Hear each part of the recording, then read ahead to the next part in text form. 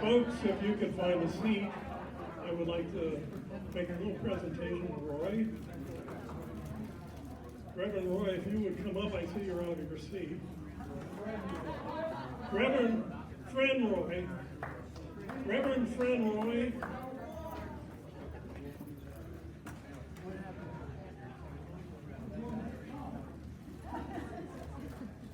As we begin with a friendship here, when you were talking about the scripture this morning, the Philippians, I remember something with Timothy in the second letter that Paul was writing to Timothy. He was in prison at that time. His new life faced something as an execution right after that. So we don't wish anything of that on Roy's friendship.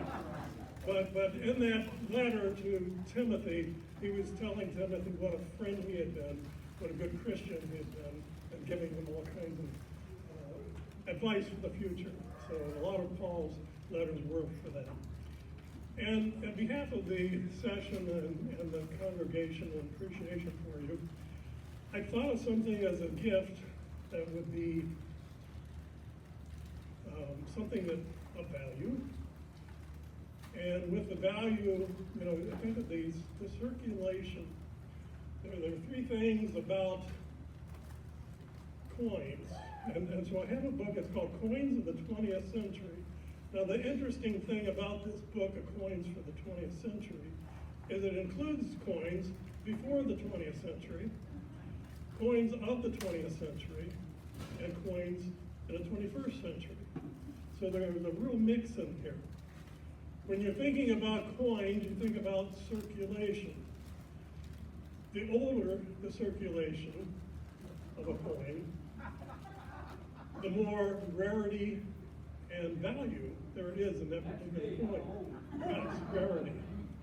The interesting thing about the 20th century is anyone born toward the middle of the 20th century, we're sort of there, you have had experiences with people who were ending the previous century as grandparents or great-grandparents who were influencing your lives at that time.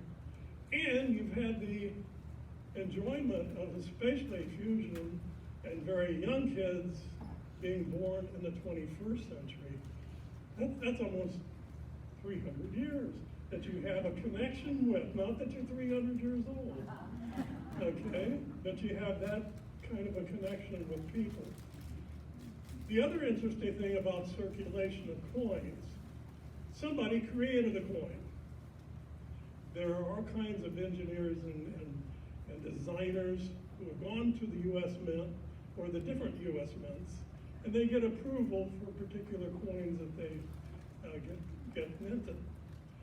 And they usually have those that are circulated and those that are uncirculated.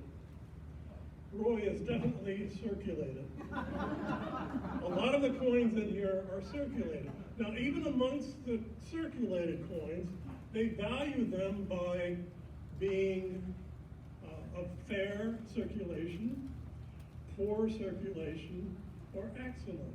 And each one has a different value for that particular coin.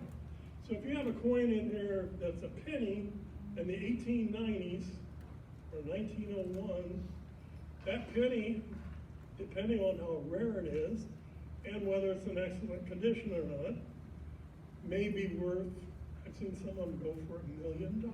A penny could go for that much. I hate to tell you, but none of these in here are that rare. A lot of coins and I think there are a couple that are uncirculated. They're a little bit more valuable when you buy them, but they are based on usually the ounces of silver that may be in them, and that's how they're sold. So anyway, you have different coins. There's somebody designed them. Creators, our creator God has created Roy. Okay, another thing about coins, in the 1930s from then on, most of our coins had entrusts of God printed on them. And believe me, Roy has been an example of trusting in God and showing us that in his life, and a friendship of trust in God. So Roy, with that, I would like to present you this book to enjoy, learn what you can about the coins, and we appreciate everything you've done in your period of time as our interim and transitioning to our new pastor. Thank you very much.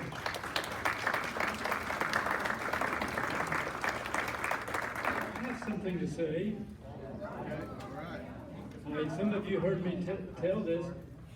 I had prepared 3 farewell sermons, 3 swan song sermons for the 3 Sundays, the last 3 Sundays of my tenure. And I missed out on all that. So Bob Howard said, why don't you just preach all 3? And I thought we'd never get to the reception if I did that. I have a lot more things I'd like to say. I didn't get done, but I feel very strongly about the value and the quality of the work we've done together, and I appreciate being here and being a part of this ministry with you. Carolyn said, go up there and say thank you. That's easy. That's easy if you don't have to go up there.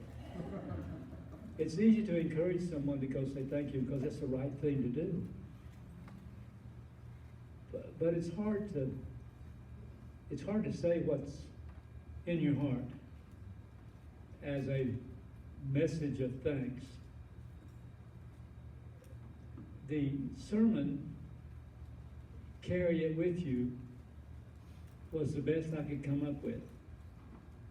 And that is whatever good has happened to you and whatever good has happened for you, whatever good we've been able to create together, I hope you will carry it with you.